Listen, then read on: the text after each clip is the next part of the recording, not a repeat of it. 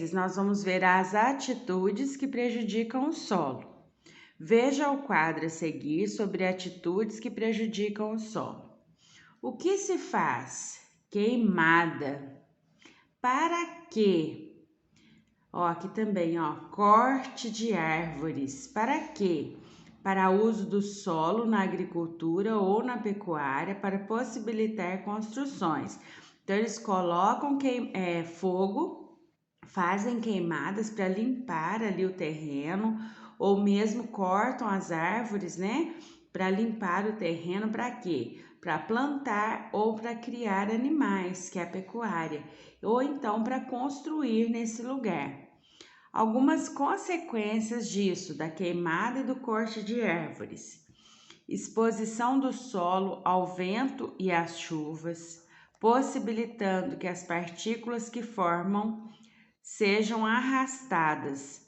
Então, olha só, quando o solo fica exposto, né, ao vento e às chuvas, tudo que forma ali no solo, todas as partículas são levadas pela água da chuva e mesmo pelo vento, né? Morte e migração dos animais da mata que foi queimada. Muitos animais que moram ali nessas matas, eles têm que sair de lá por causa da queimada.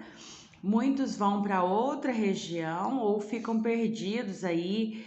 É o caso que a gente vê aí na televisão, ou mesmo aqui na nossa cidade, animais andando animais silvestres, né? Animais que vivem nas matas, andando aí pelas ruas, correndo risco de serem mortos. Por quê? Porque eles saem lá do seu habitat natural por causa das queimadas que são colocadas lá e ficam perdidos, sem rumo, como se tirasse a casa deles, né, a morada deles. E então o solo fica prejudicado e também os animais que moram ali nas matas. Vamos ver outros aqui.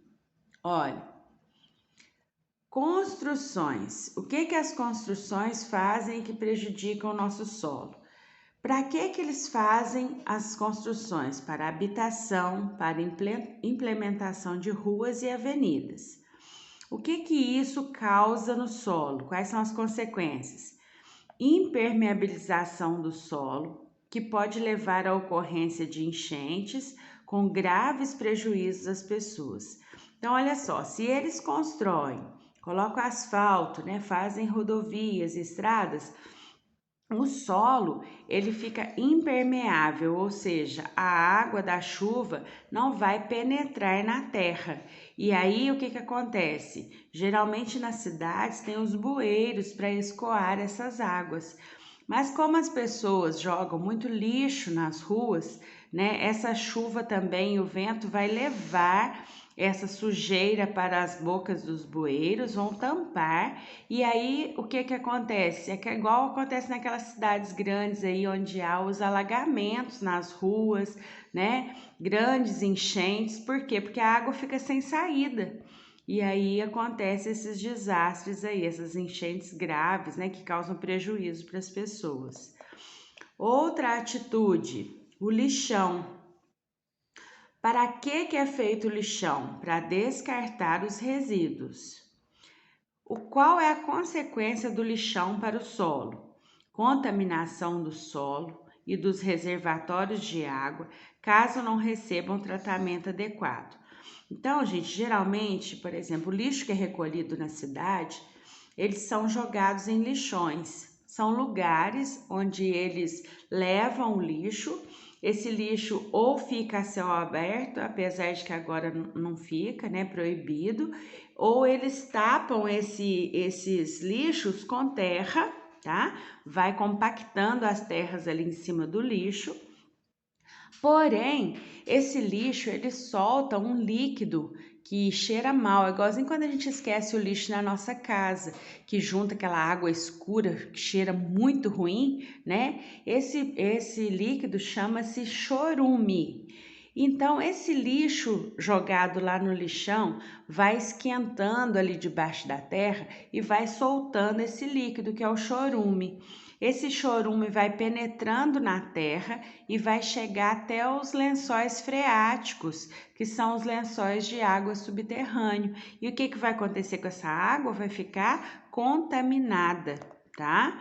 Agora, tem lugares que esses lixões eles canalizam esse líquido, né? Recolhem esse líquido que é produzido pelo lixo e levam até as estações de tratamento, onde ele é tratado e depois ele é devolvido na natureza, serve para regar plantações, né? E para outros fins. E aqui nós temos outra atitude que é o uso de pesticida, ou seja, produtos que vai matar as pestes, as pragas, né? Ou matar as pragas que atacam as plantações. Mas isso causa consequência no solo? Sim, a poluição do solo e da água, porque esse produto é jogado no solo, nas plantações, e ele também penetra na terra e chega até os lençóis de água subterrâneo. Há também a contaminação de plantas e animais, além das pessoas que os consomem. Então, quando se joga muito produto para combater praga, muitos pesticidas na plantação, dependendo aquele alimento ali que vai ser consumido, ele fica também contaminado, né, com muito agrotóxico. E isso faz mal para a nossa saúde, tá certo? Agora vamos para as atividades, na página 47. Imagine que você fez bilhetes com o intuito de se lembrar de cada etapa do preparo da terra para plantar feijão. Mas veio um vento e misturou tudo. Tenha paciência e coloque as etapas em ordem. Então, quando nós vamos fazer uma plantação, qual a primeira coisa que a gente faz? Nutrir o solo com adubo, colocar as sementes, irrigar o plantio ou fazer a aração para fofar a terra. Nós lemos lá que a primeira coisa a se fazer é arar a terra para afofá-la, né? Deixar ela bem fofinha para que a semente possa se desenvolver, para que as raízes das plantas possam se desenvolver. Então, a primeira coisa é fazer a aração. Depois que a gente ara, nós vamos colocar o quê? O adubo, né? Para receber a semente. Então, a gente aduba aquele solo para depois colocar as sementes no solo, tá? E depois que a gente plantou, o que a gente vai fazer? Irrigar o plantio, tá? Número 2. Ligue as imagens a seguir às legendas que descrevem o que elas representam. Então, vamos lá. Deixa eu pegar tudo aqui. Então, ó, nós temos aqui o quê? Um lixão com urubus. Depois aqui nós temos o asfalto, né, sendo colocado aqui nas ruas. Depois aqui nós temos as queimadas. Então vamos lá. Primeiro, a prática de queimada deixa o solo empobrecido. Então vocês vão procurar qual desses três aqui. O solo pode ser contaminado se for usado como lixão. E a impermeabilização pode agravar acidentes, ou seja, impermeabilizar o solo é deixar o solo sem poder a água da chuva penetrar nele. Então, vai impermeabilizar. Colocar o asfalto, por exemplo, né? A água não consegue penetrar no asfalto, ela fica por cima, tá? Na página 48, escreva as letras somente nas alternativas que completam de forma correta cada uma das frases. Então, nós temos aqui, ó, A para solo arenoso e B para solo argiloso. Tem textura fina e é bastante permeável à água. É arenoso, argiloso ou ainda não está completo? Tem textura grossa e pouco permeável à água. Tem textura fina e é pouco permeável à água. E tem textura grossa e é bastante permeável à água.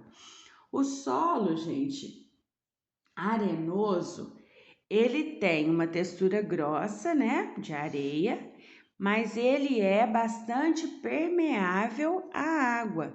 Então, o solo que tem areia, a água consegue penetrar no solo. Por isso que quando tem areia fica mais sequinho, né? Então, o que mais se adequa aí, ó, ao solo arenoso tem textura grossa e é bastante permeável à água.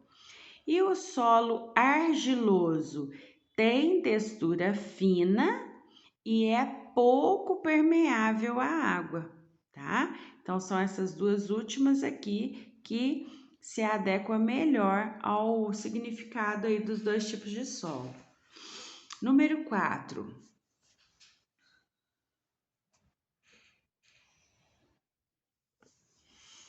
Marque V para verdadeiro e F para falso. Depois, reescreva as falsas para que fiquem corretas.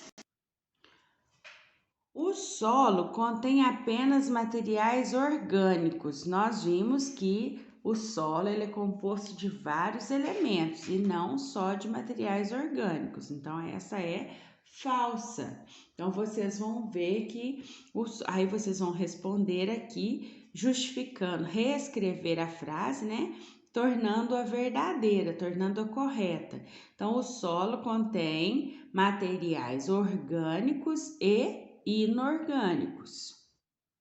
A segunda frase: os materiais orgânicos do solo são pequenos pedaços de rocha.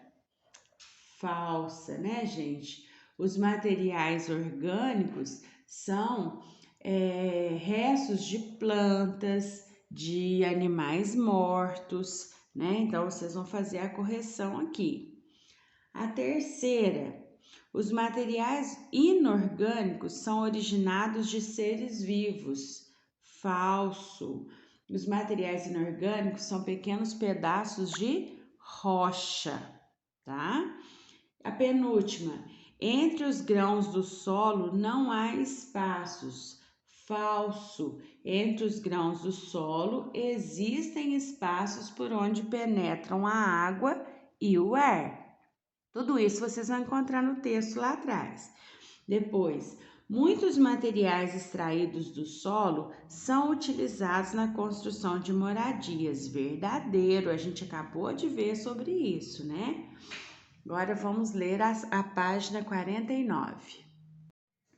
Agora nós vamos ver um resumo de tudo que a gente estudou até aqui de ciências, tá? Muitos seres vivem enterrados no solo e na superfície dele. O solo é uma mistura formada por materiais inorgânicos e materiais orgânicos.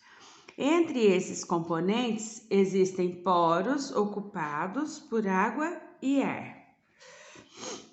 Entre as características do solo, podemos destacar cor, cheiro, textura, tamanho dos grãos, permeabilidade e capacidade de retenção de água.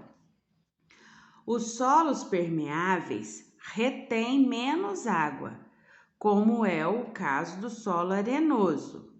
Já os solos menos permeáveis, como o argiloso, retêm mais água.